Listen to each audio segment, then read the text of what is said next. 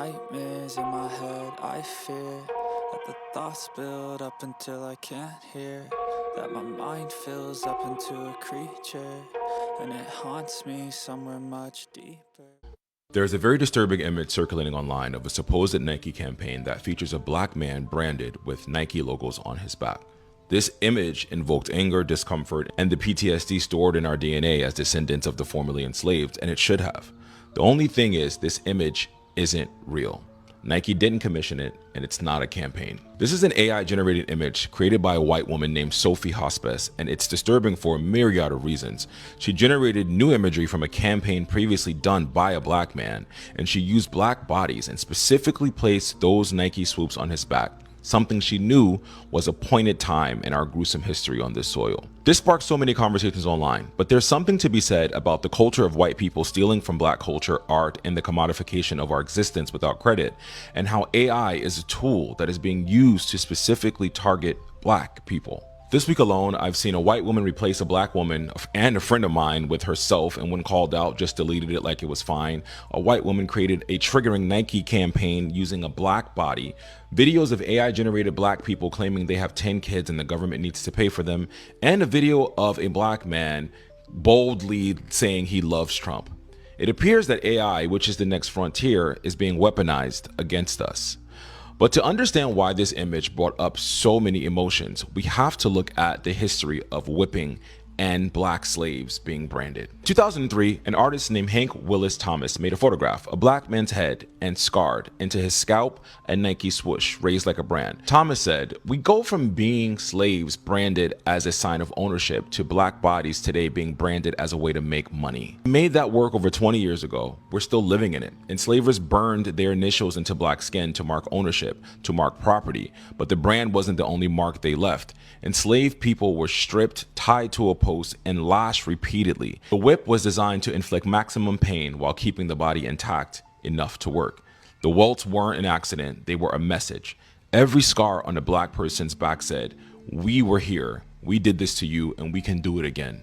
Public whippings were used to terrorize entire communities, sometimes forcing enslaved people to watch or even participate, deepening the psychological trauma, crushing any thought of collective resistance. In 1863, a photograph circulated across the country, a man named Peter, his back covered in raised welts from years of whipping. The image shocked the nation and fueled the abolitionist movement. The welt on the back said, "This body has been claimed." The brand on the skin said, "This body has been owned." And Hank Willis Thomas put a Nike swoosh where the brand used to go. And he asked us, what has actually changed?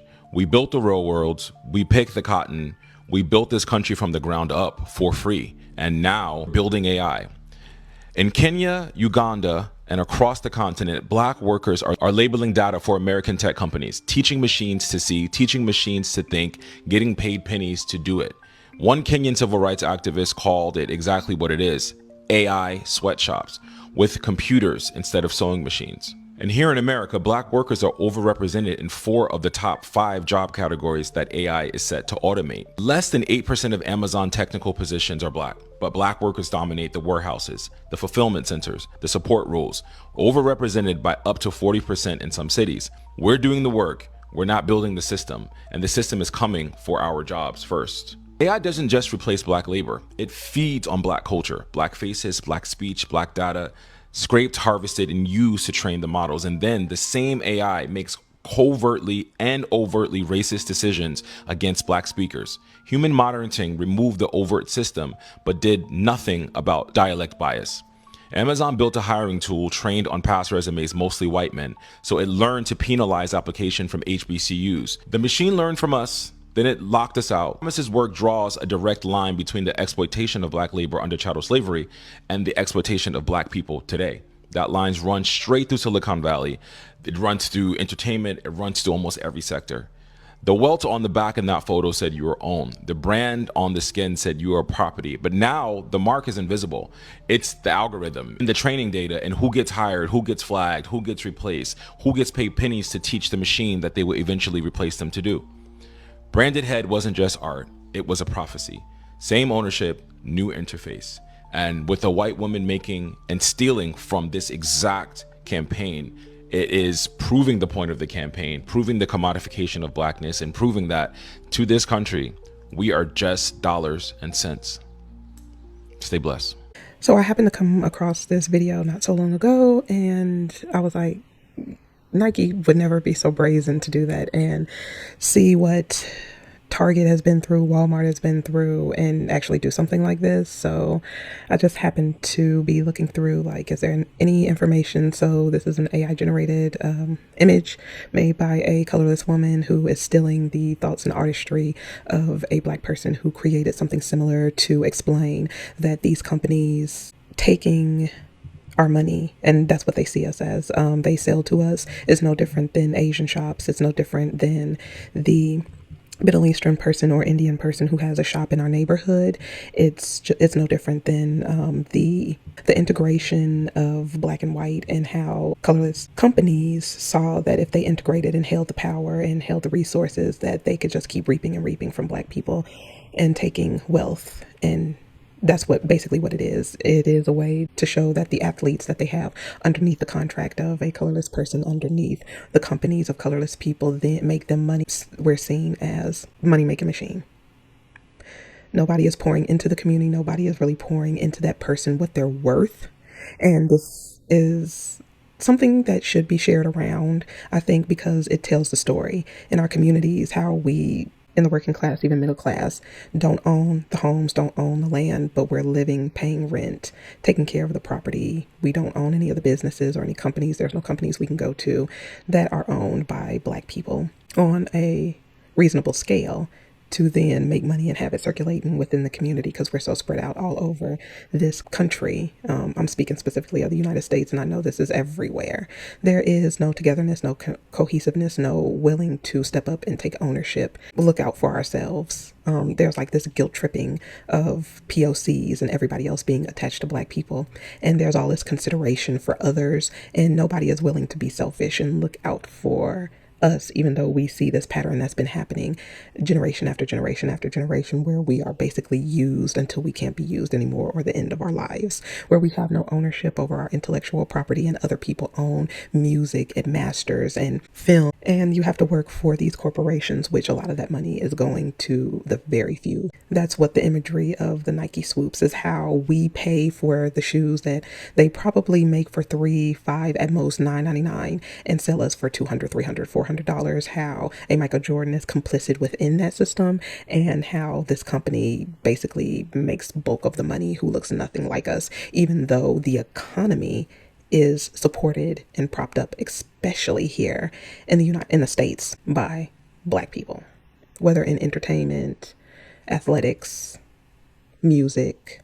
You look at someone like a Paula Deen, you look at other people who are, even a Gordon Ramsay. Hey, I've liked Gordon Ramsay, but taking the recipes from other cultures and making it theirs, making money off of it. This has been what's been going on. And I feel like it will continue to go on, because you still have people who have this mind rot of a melting pot, togetherness, sharing, when you can obviously see this artistry was stolen by a colorless woman from a black. I'm glad this is out. Hopefully people do continue to speak about this and also boycott Nike, because Nike has actually said something very loud, where they have not come out and condemn this. They have not come out and said we have nothing to do with this. They have not come out and said that this is deplorable and disgusting to do what this woman has done.